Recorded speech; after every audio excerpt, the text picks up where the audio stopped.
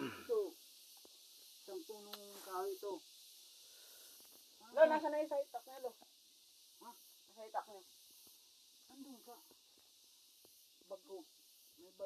May itak ako ng maliit. Andun sa bag ko. Nasarahan lang doon sa bahay ni. Sabi dalawa daw itak niya. Ito nga oh. Yung isa nandun.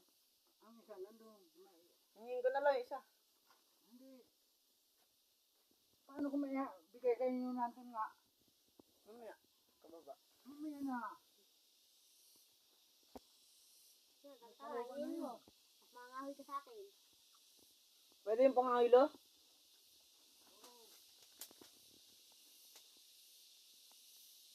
Nangain ng buko. May buko pa sa... Wala nga. Ba, napasarap sa buko eh.